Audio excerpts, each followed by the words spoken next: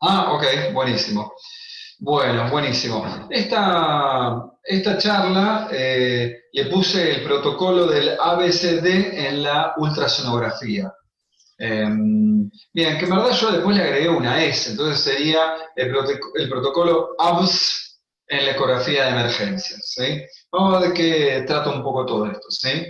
Eh, yo siempre decía que, bueno, en el ACLS, ¿no? Que soy también instructor, bueno, está el A, la B, la C, la D, es decir, hay un orden para para realizar una reanimación cardiopulmonar avanzada, ¿sí? Eh, También en el ATLS también hay un orden en realizar toda la atención inicial del trauma, ¿no? El A con la vía aérea, B ventilación, C circulación, el déficit neurológico y la E la exposición, ¿sí?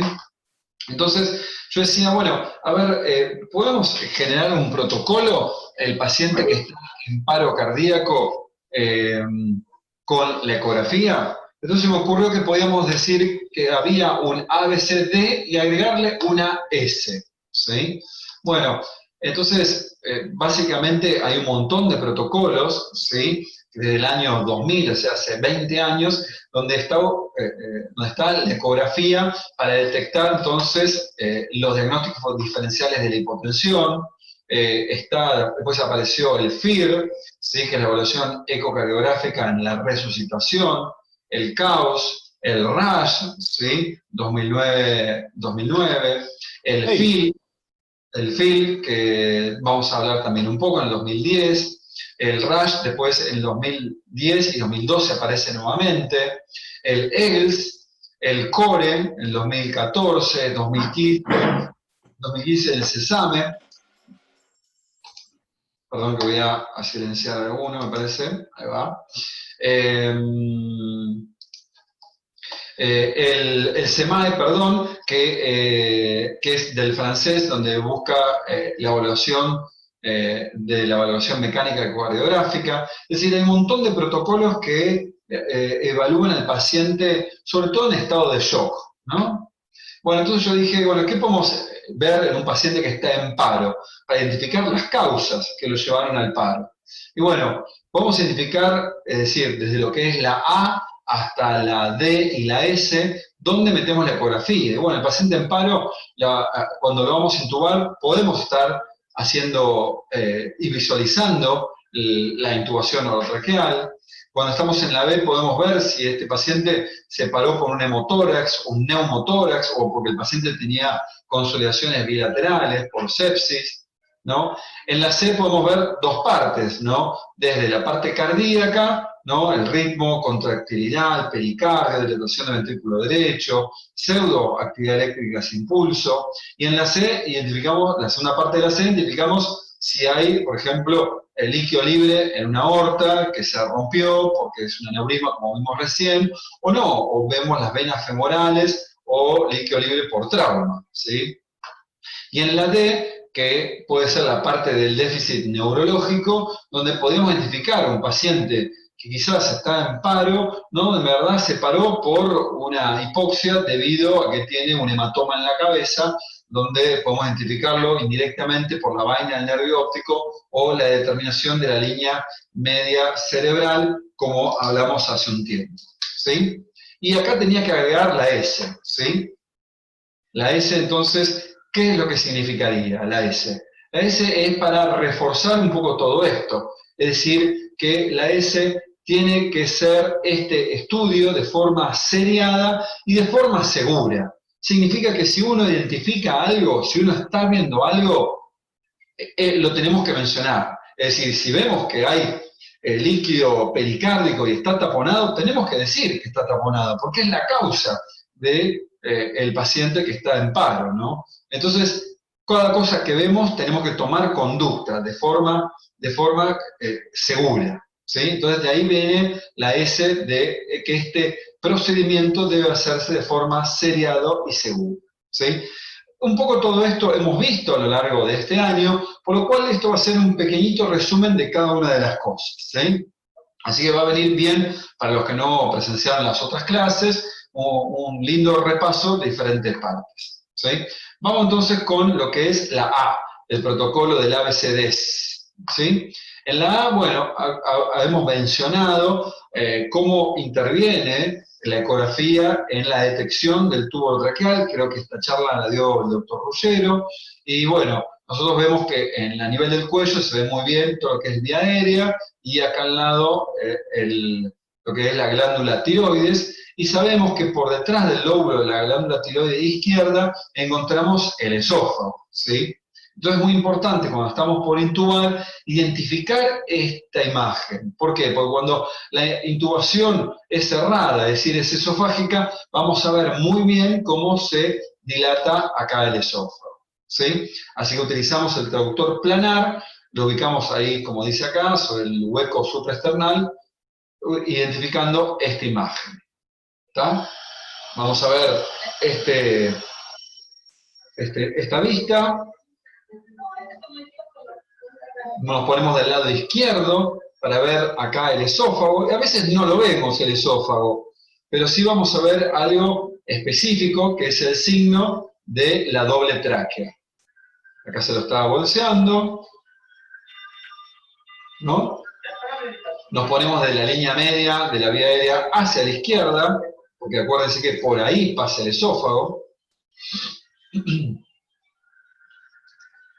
¿Sí?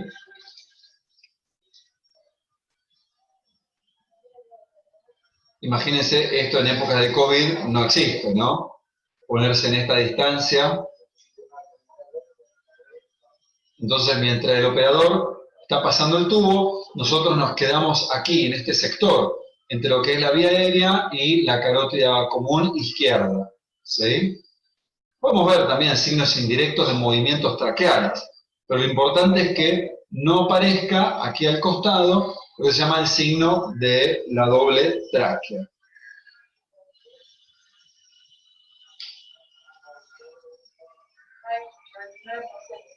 Bien, entonces vamos a ver en este otro video,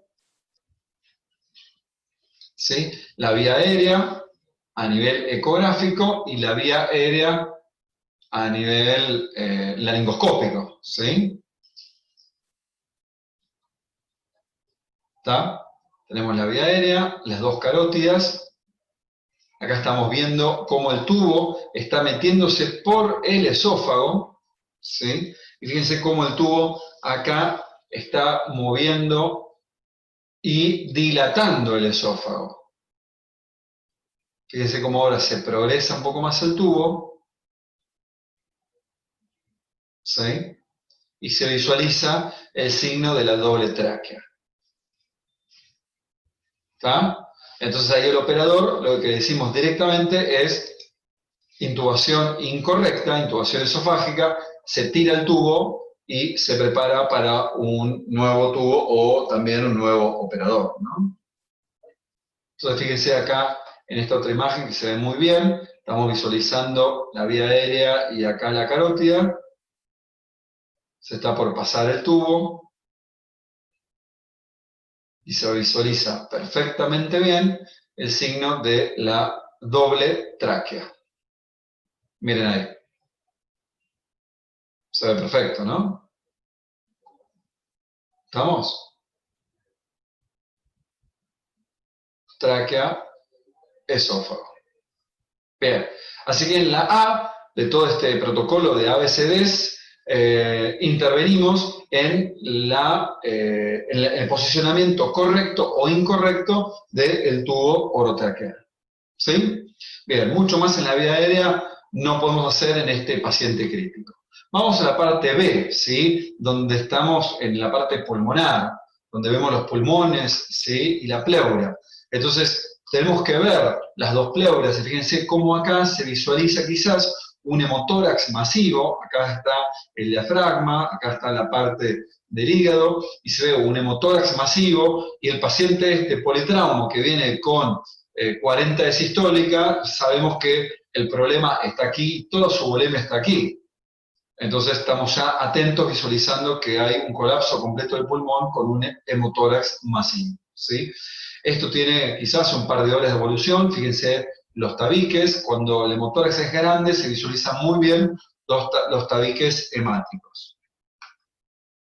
Bien, también no solamente ver el hemotórax, sino ver el neumotórax. Acuérdense que el neumotórax por politrauma es poco probable, creo que está en un porcentaje menos del 2% asociado a los politraumas graves. En realidad es poco frecuente, pero cuando no lo diagnosticamos, el paciente se nos muere. ¿Sí? Entonces acuérdense cómo identificamos entonces el neumotórax. Si utilizamos el modo B, vemos que esto es el signo del mar y la playa, es decir, hay un pulmón normal, no hay aire en la pleura, y cuando vemos el signo del código de barras o del mar, o de la arena, nunca entendí bien cómo era, pero bueno, cuando vemos todo un signo del código de barras, identificamos que este paciente entonces tiene neumotórax. Algo también lindo de ver es cuando el paciente tiene quizás un neumotórax hipertensivo, donde obviamente estas son las yugulares y de repente en un neumotórax hipertensivo vamos a tener yugulares más que importantes, como se muestra aquí. ¿Sí?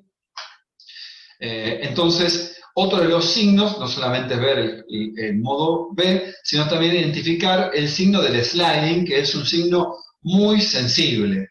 No es solamente específico del neumotórax, como ya lo hemos visto. ¿Sí? La falta de sliding la puede tener un paciente asmático en crisis, un EPOC, una neumonía. En ese sector puede disminuir el sliding, es decir, el movimiento de las dos pleuras. Pero fíjense cómo se ve muy bien acá el movimiento de las dos pleuras, y acá el paciente está respirando, ¿no?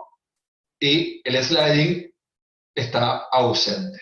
Entonces, otro signo muy importante para identificar un neumotórax. Y si el paciente está en paro, esto es un neumotórax hipertensivo, hay que ya drenarlo en donde quiera. En segundo espacio, quinto espacio, medio axilar, donde quiera. ¿Sí?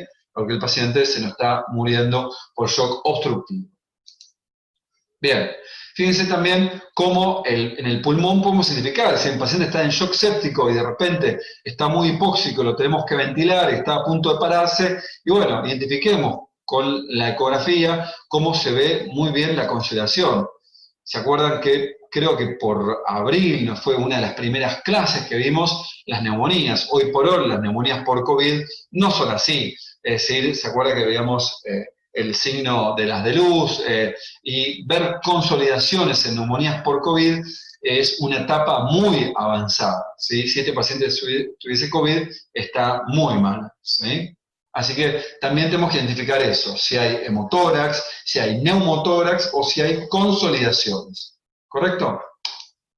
Bien, en B ya terminamos, vamos a ver la parte C. Acá la parte C es grande, porque tenemos que ver el corazón y también la parte circulatoria, ver el abdomen. ¿Sí?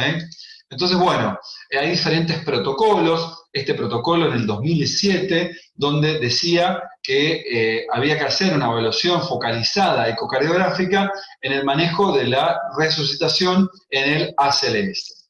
¿Sí? También después hubo otros protocolos, como en el 2012, como este gran trabajo, donde decía que era muy importante detectar los pacientes la actividad eléctrica sin pulso. ¿Sí? Y bueno, recomendaciones ya de la AJA en el 2015, y la última recomendación de 2018, y ahora el 1 de octubre salen las nuevas recomendaciones del 2020 de la AJA, ya decía en 2015 y 2018 que si había un ecografista emergentólogo calificado presente con el uso de la ecografía sin interferir el protocolo habitual del RCP, la ecografía tenía que estar considerada como un complemento en la evaluación del paciente estándar, como una clase 2B, o sea, una clase fuerte. ¿Sí? Bueno, estas son las publicaciones, ya como les decía, las guías AJA e ILCOR del 2015 decía que la ecografía tenía que estar presente. No como indicación tipo 1, pero sino como una indicación 2B. ¿Sí? Es decir, publicaciones, no trabajos randomizados multicéntricos, pero sí en trabajos chicos de corte. Bien, entonces la ecografía focalizada en el paciente del paro determinaba posibles causas reversibles, como la hipovolemia, el taponamiento cardíaco, el tromboembolismo pulmonar o el neumotórax hipertensivo, ¿sí? Y después también identificaba la pseudoactividad eléctrica sin pulso. Esta es una terminología que se viene ya medio hablando de 2018, que se las paso a comentar en breve, ¿sí? Bien, y también, bueno, determina, mejor dicho, el pronóstico de nuestro paciente, la utilización del ecografía. Entonces, bueno, ¿cuál sería el protocolo FIL? ¿Sí? Hay una nueva evidencia clínica que muestra que el retorno a la circulación espontánea está subdiagnosticado. Entonces, el FIL puede determinar este retorno a la circulación espontánea, es decir, el gasto cardíaco mecánico, cuando se lo compara, cuando se lo compara con el pulso central no palpable, ¿sí?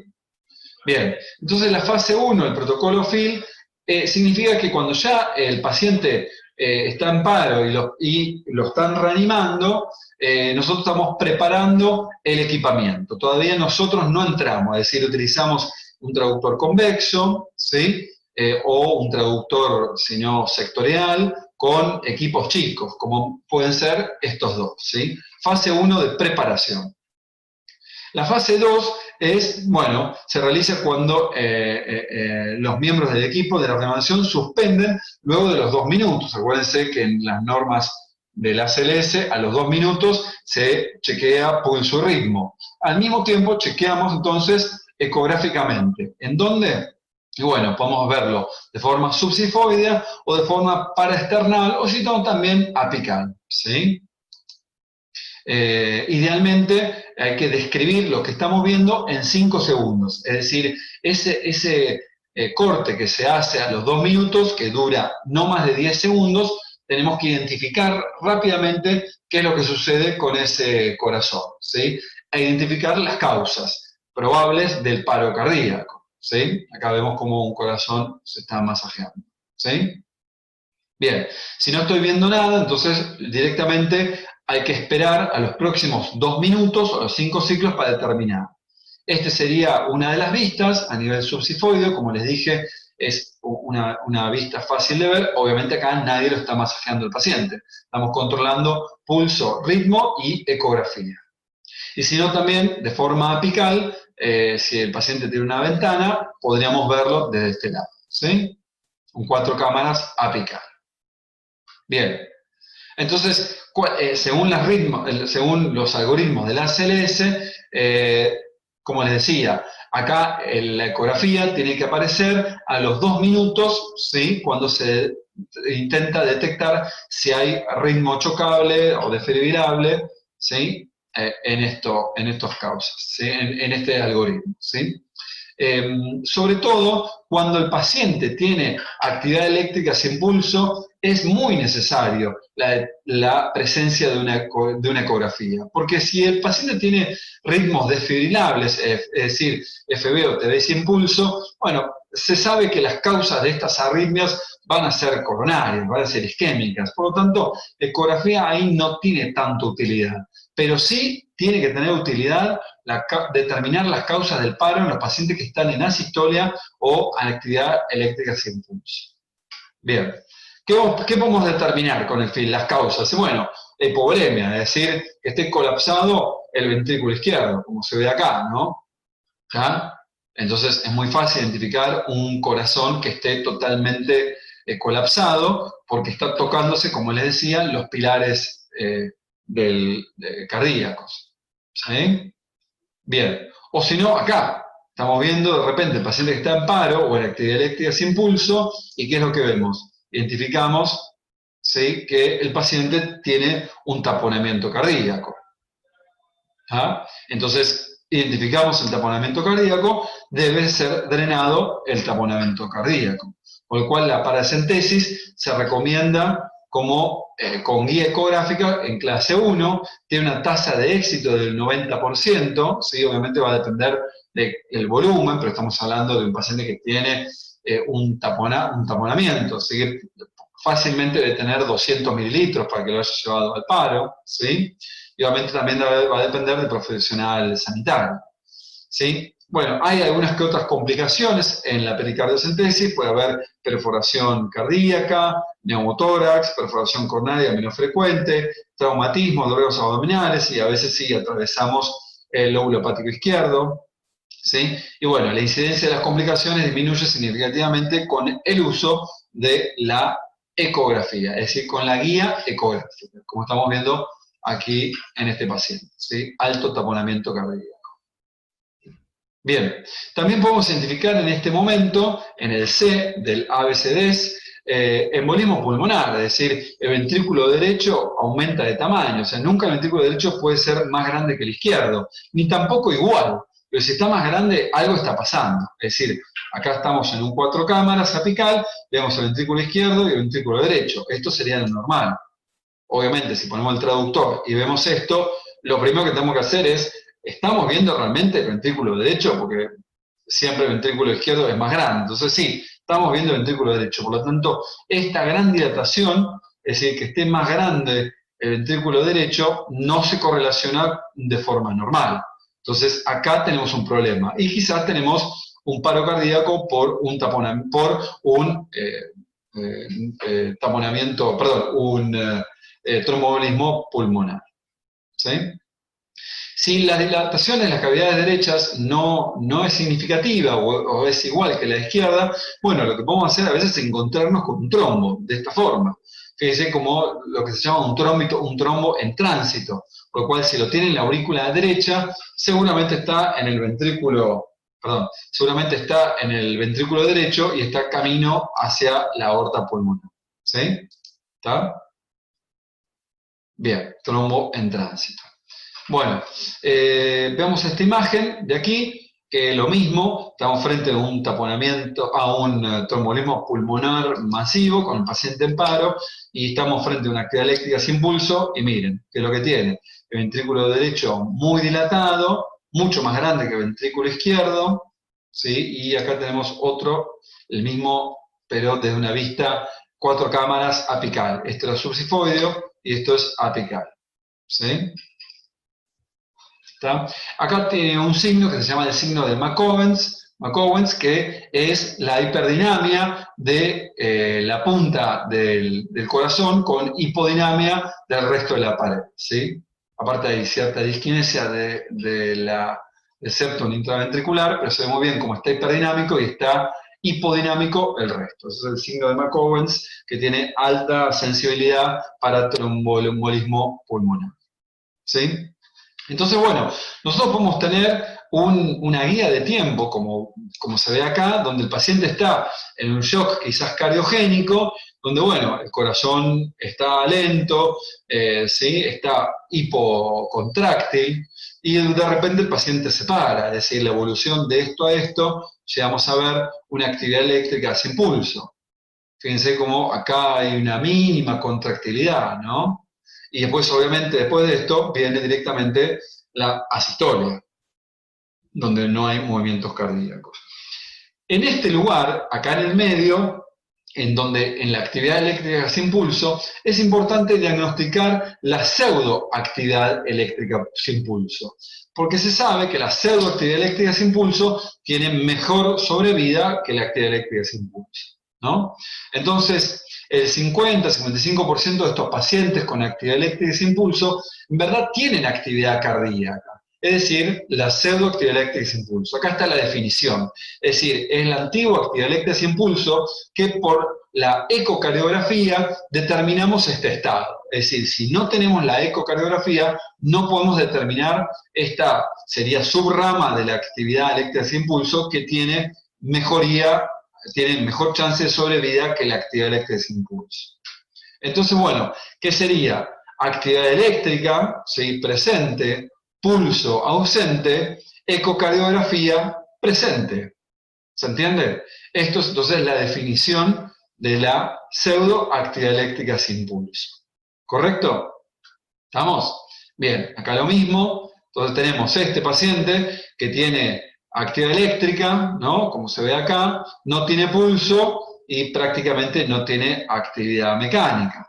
Cambia este otro paciente, tiene actividad eléctrica, no tiene pulso, pero tiene un poco más de actividad mecánica. Entonces, acá, ¿cuál sería la terapéutica? En este de acá arriba sería masaje y adrenalina 1 miligramo. Cambio en este de acá abajo sería, no hago masaje cardíaco, pero hago sí infusión de adrenalina endovenoso. ¿Se entiende? Entonces, no solamente diferenciamos la actividad eléctrica sin pulso de la pseudoactividad eléctrica sin pulso, sino la terapéutica es distinto. La pseudoactividad eléctrica sin pulso, yo no masojeo y doy infusiones de adrenalina de forma endovenosa continua. ¿Se entiende hasta acá? Bien. Esto es más grande, una asistolia directamente, obviamente no hay actividad eléctrica, no hay pulso y tampoco hay actividad mecánica.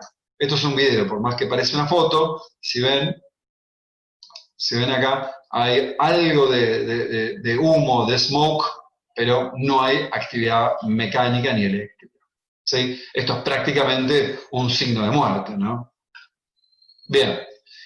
También podemos identificar, ¿sí? Cuando interrumpimos los 2 minutos de masaje, donde verificamos el pulso y el ritmo y la ecocardiografía. Y bueno, si tenemos un ritmo de taquicardia ventricular, no tiene pulso, bueno, podemos identificar esto, ¿no? Obviamente acá no hay mucho para hacer, lo que hay que hacer es desfibrilar con 200 joules de forma bifásica, ¿sí? Acá la ecocardiografía no diagnostica mucho. Bien.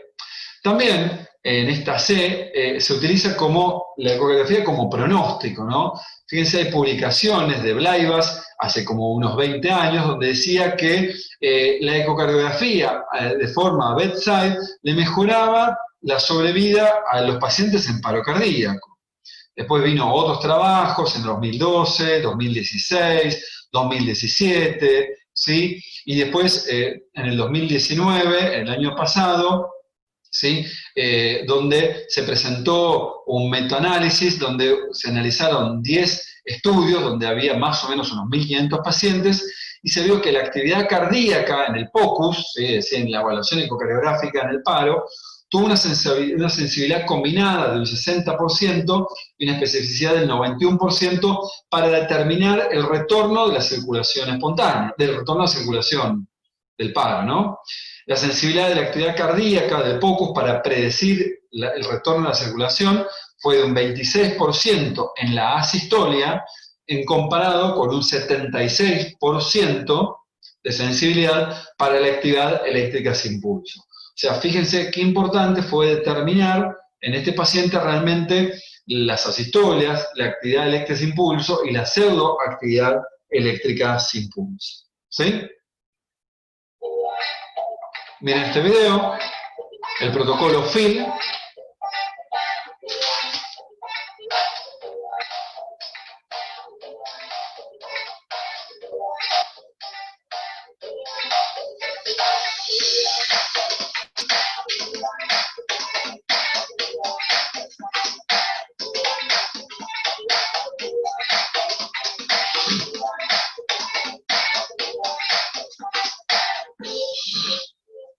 Bueno, dice que es integrado, ¿no? Integrado en el protocolo del ACLS.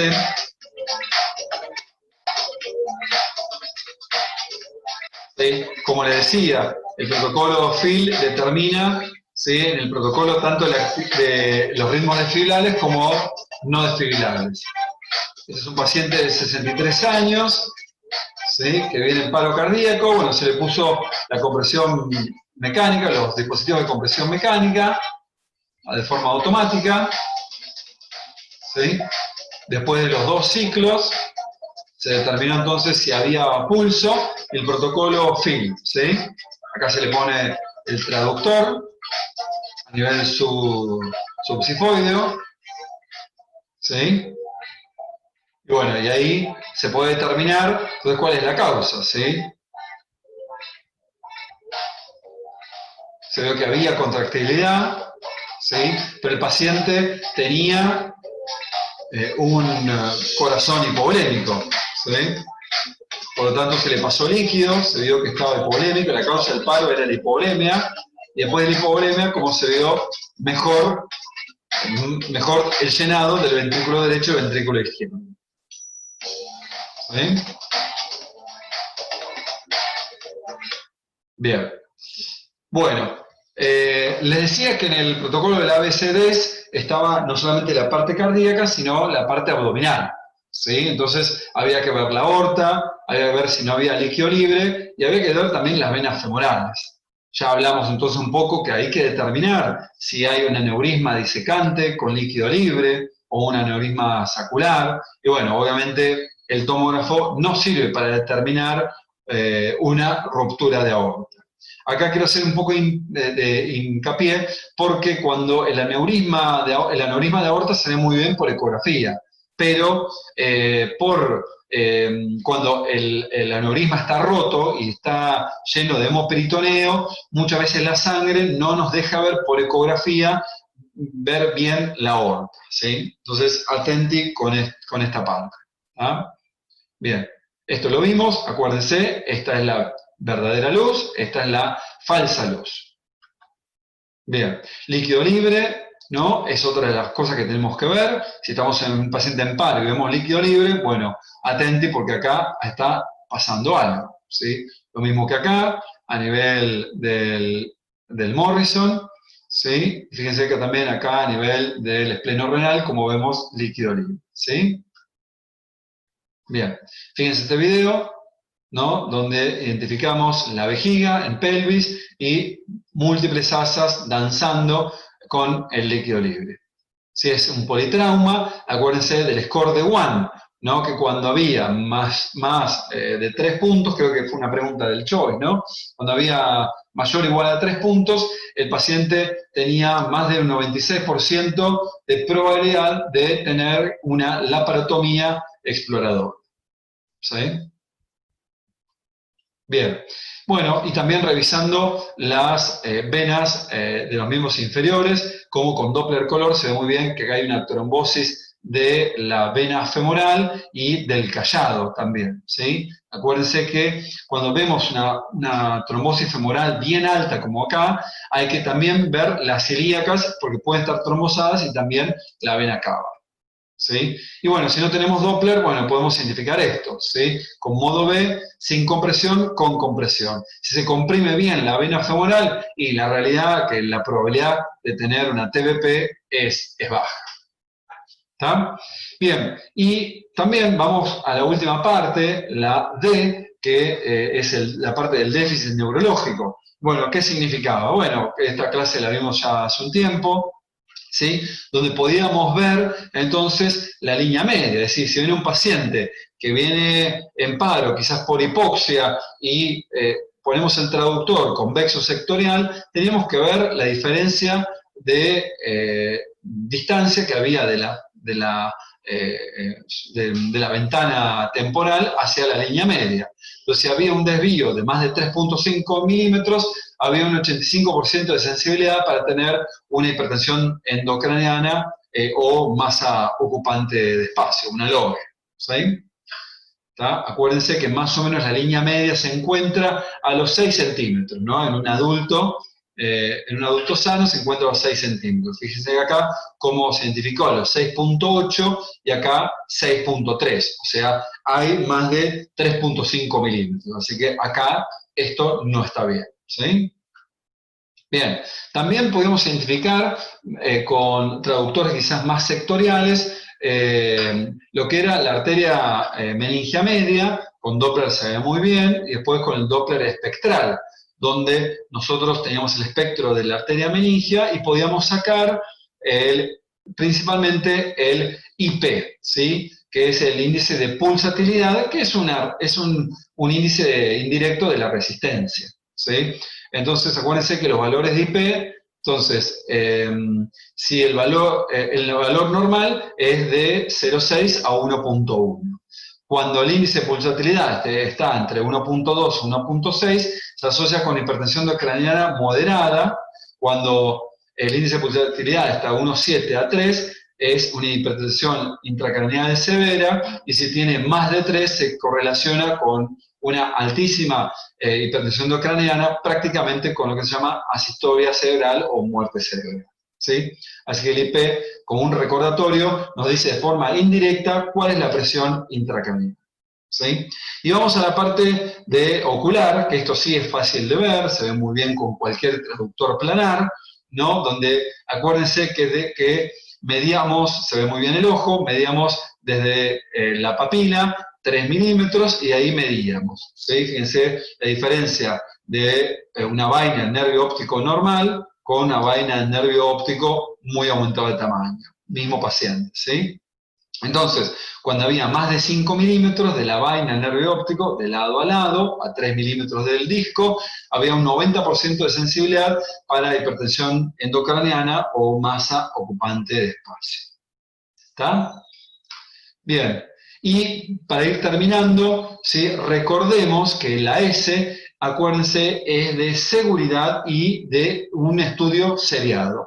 No nos quedemos solo con una única examinación en el paciente que está en paro, sino repitámoslo en cada momento que se frena para detectar si hay pulso y ritmo, es decir, cada 2 minutos. Y pasar por todos lados, ¿no? Si por la A ya habíamos pasado, detectemos la B cómo está, si hay un neumotórax hipertensivo, detectemos la C, las diferentes causas del paro, líquido libre, y podemos identificar quizás fácilmente entonces la vaina del nervio óptico en nuestro paciente crítico.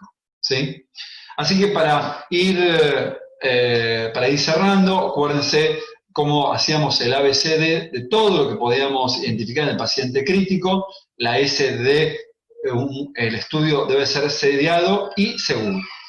Entonces, como la conclusión de este ABCD es, la ultrasonografía en el paro pasa a ser una herramienta muy importante para detectar y confirmar una correcta intubación otraqueal, para determinar las causas, es decir, la causa del paro o del paciente crítico, hipovolemia, tromboembolismo de pulmón, taponamiento cardíaco, hipoxia o hipertensión endocraniana, ¿sí? Detectar entonces y guiar en la terapéutica de la pseudoactividad eléctrica de ese impulso. Es decir, acuérdense que es un paciente que tiene actividad eléctrica, no tiene pulso y cuando ponemos el traductor tiene actividad mecánica. Entonces, de esa forma no comprimimos y pasamos adrenalina endovenoso por infusión y no en bolo, ¿sí?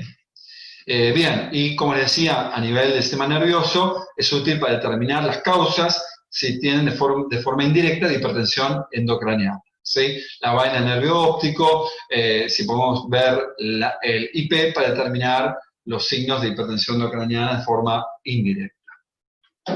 Bien, y bueno, hasta acá llegamos.